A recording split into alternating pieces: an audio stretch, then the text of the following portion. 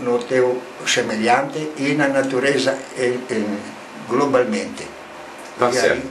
E aí você vai descobrir um monte de coisas que não estão na informação indireta. Entendeu? Tá certo, Franco. Aliás, o Franco Mazotto brevemente estará lançando aqui no Jornal da Economia uma coluna de contos, né, Franco? Como vai ser essa coluna, Franco?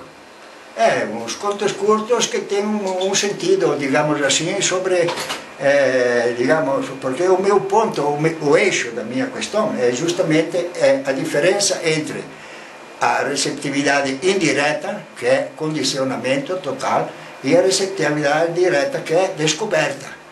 A direta, digamos, vem de fora para dentro, enquanto que nosso acervo dá informações que vêm de dentro para fora. Enquanto que o certo seria ter informações de fora para dentro. E nesses contos você vai ter romance, vai ter que tipo de história? São contos curtos, porque o jornal, evidentemente, não tem espaço para um conto comprido. Então vamos pôr uns continhos curtos e procurar dar-lhe um significado bem concentrado em poucas linhas. Tá certo, Franco. Queria agradecer a sua visita aqui no Jornal da Economia. O Franco que nasceu em que cidade da Itália, Franco? Que cidade que você nasceu da Itália? Nasci em Milão. Tá. E está há quanto tempo em São Roque, quanto tempo no Brasil? Eu cheguei aqui em 52. Anualmente, geralmente saio ou aqui pelo Brasil, ou pela América Latina, ou pela Europa, porque lá tenho mais facilidade de vender meus quadros. Mas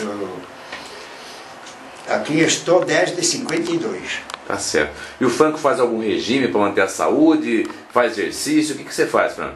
Não, em primeiro lugar, a saúde depende das ideias claras, que te dão serenidade. A serenidade é o ponto de partida da saúde. E depois tem a lei do uso, né? Aquilo que você usa desenvolve e se conserva. Aquilo que você não usa, embota. Então aí não precisa nem ir na academia. Você sabe que o homem desenvolveu o físico que tem a partir do selvagem, do primitivo, porque ele estava induzido a se mexer para comer, para caçar, para pescar, para colher produtos naturais, vegetais, né?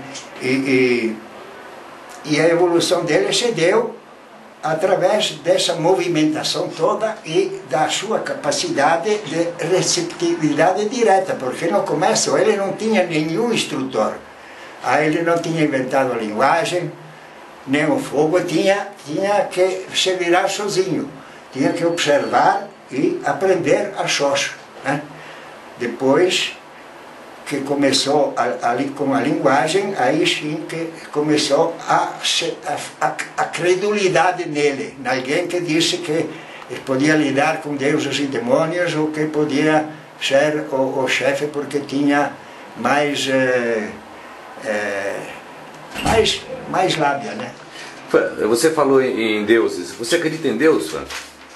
Eu acredito no poder criador incognoscível, porque o que dizer que nós conhecemos é muita arrogância. Nós não estamos em condições de saber o que é esse poder, né? Porque se tivéssemos ciência daquilo que é, como a ciência é unívoca e não é uma coisa que varia no espaço e no tempo, saberíamos que não pode haver verdade em nenhuma dessas crenças, justamente por elas serem múltiplas.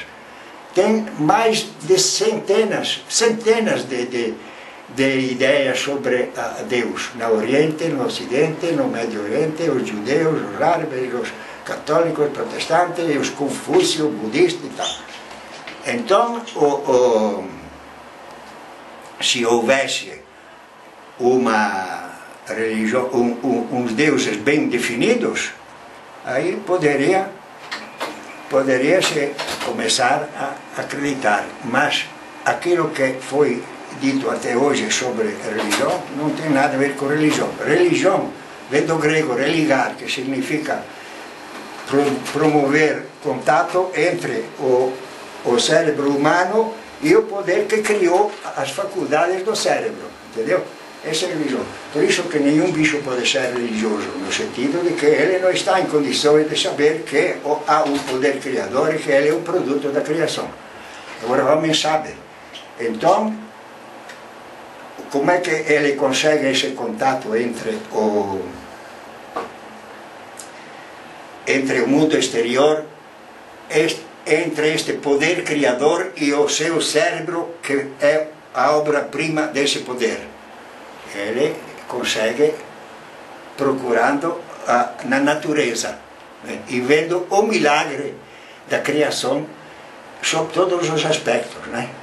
Mesmo na cadeia alimentar, que muita gente acha que é um erro, que a vida tenha que se alimentar de outra vida para sobreviver, né? Mas o homem já chegou num ponto em que transcendeu a cadeia alimentar. Ele não precisa de matar para comer e para sobreviver, entendeu? Bom, vamos falar... Tá certo, Franco. Agora vem cá, você acredita na vida após a morte? Como é? Acredita na vida após a morte? Na vida após a morte? É. O que acontece depois que a gente morre? Acontece o seguinte, o que eu acredito é que a evolução tem uma lógica que é insofismável, né?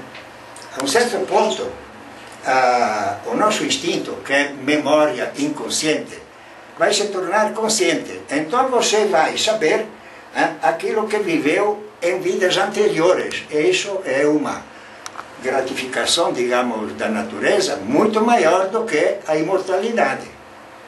Porque você está a par de tudo que já viveu em outros corpos anteriores, né? Porque a tua memória está passando de um para outro. Então, ela se torna consciente. Como a memória consciente evolui tanto quanto qualquer outra coisa, qualquer outra parte do nosso corpo, é evidente que um dia nós receberemos uma consciência daquilo que vivemos anteriormente, em outras vidas anteriores.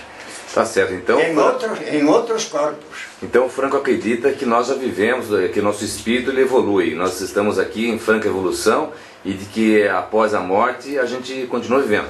Eu aconselharia a quem se interessa por essa questão de ler um livro de Jack London, muito curto, mas muito elucidativo, chamado Antes de Adão. Ah, tá ok. E qual é a sua religião, Franco? A religião? Minha religião é a natureza. Tá certo. É a solidariedade humana. Franco, você mora em São Roque há quantos anos? Que ando por São Roque, não é que moro permanente, mas que ando por São Roque desde 52, são mais de 60 anos. Né? Tá. Como é que você vê a política local de São Roque hoje? O que você acha? A política para mim é uma anomalia. É uma coisa que não deveria existir se o homem estivesse mais consciente do papel que lhe cabe. Ele está em condição, o cérebro do homem está em condições de se auto-administrar. Não precisa ser administrado. Aqueles que dizem que a política é a ciência, é a arte ou a ciência do governo dos povos, estão falando bobagem, porque eles estão aí, os políticos estão aí. Você vê que o que mais tem é ladroagem e procura de convencer sobre um sistema ideológico que o único valor que tem é de entrar em conflito com outra ideologia e promover guerras. Tá certo, Franco. Queria agradecer a sua participação aqui no Jornal da Economia. Um grande abraço a você, Franco. Sucesso na coluna que você está lançando aqui no Jornal da Economia, trazendo contos aos nossos leitores. Tá bom, Franco? Tá bom. Um abraço, viu? Tchau, Carlos. Valeu. Obrigado. Obrigado.